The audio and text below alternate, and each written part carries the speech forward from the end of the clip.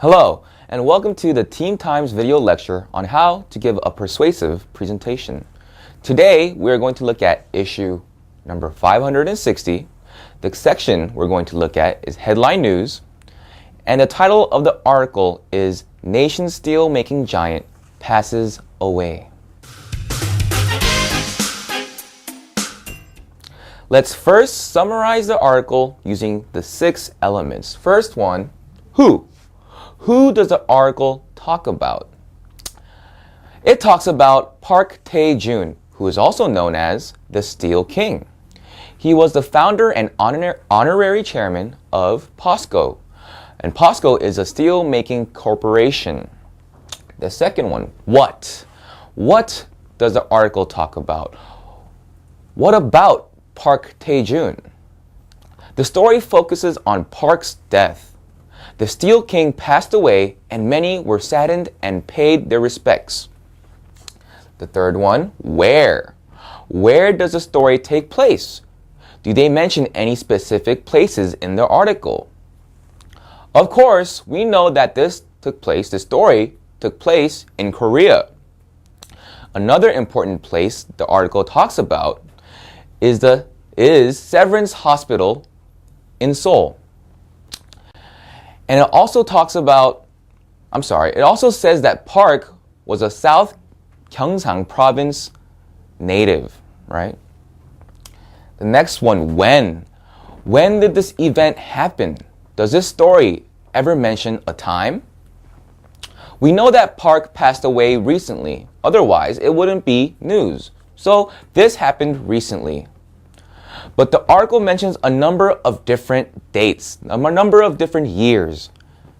He started POSCO after the Korean War. That was about 50 years ago, maybe a little more. In 1981, he won a parliamentary seat. In 1988, he headed the ruling Democratic Justice Party. And in 1997, he helped former President Kim Dae-jung win the presidential election. Those were the different dates they mentioned. Let's go to the next one, why? Answering why can sometimes be tough. But let's answer this question. Why were many people saddened by Park's death? He helped the nation become one of the world's leading industrial powers. He was also a great leader. He was also involved in politics. This is why many people were sad. And the last one, how? We can answer this question a number of different ways, right? First question, how did Park pass away? The story talks how Park had difficulty breathing.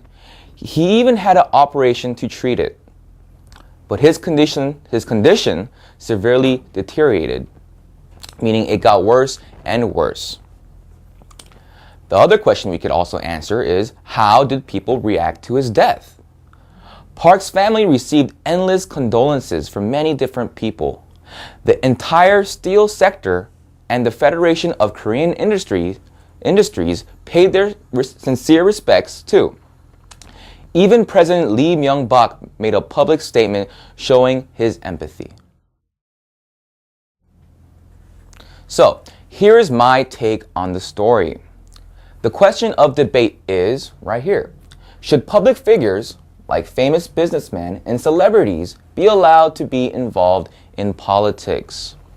The reason I bring up this question is because Park Tae-joon was the first owner of POSCO, and he became very famous and well-known and respected through owning this company. Then he got into politics quite easily.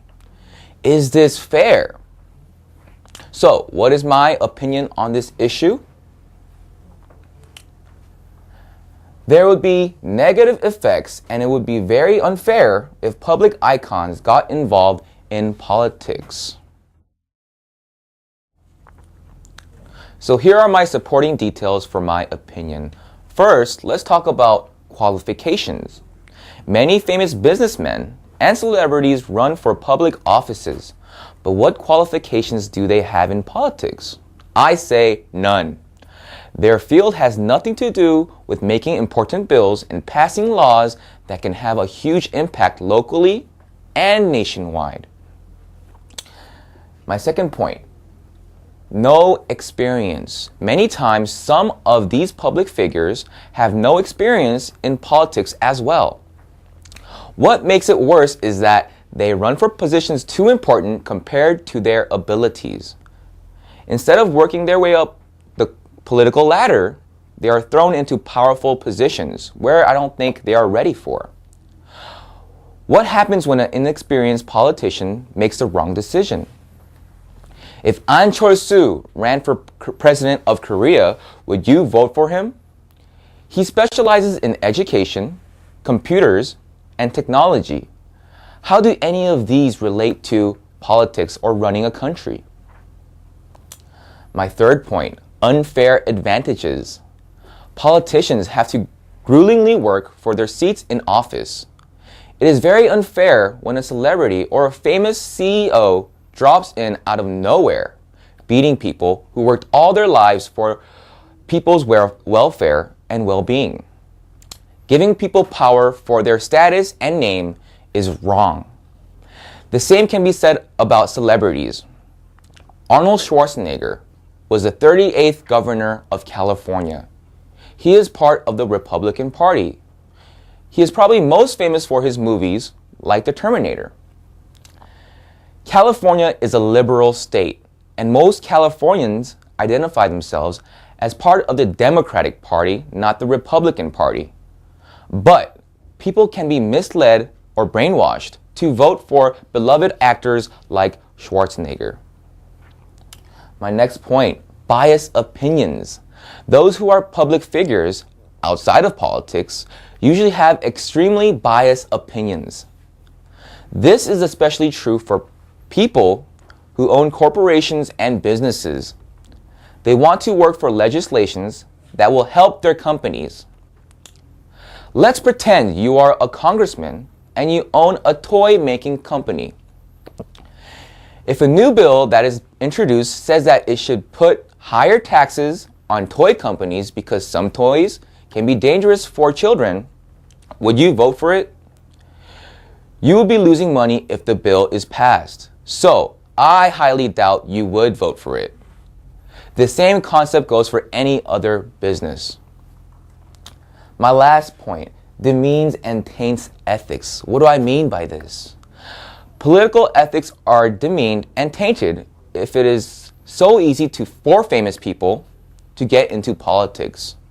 Many of these people just listen to advisors and do not make decisions based on their own thought or morals.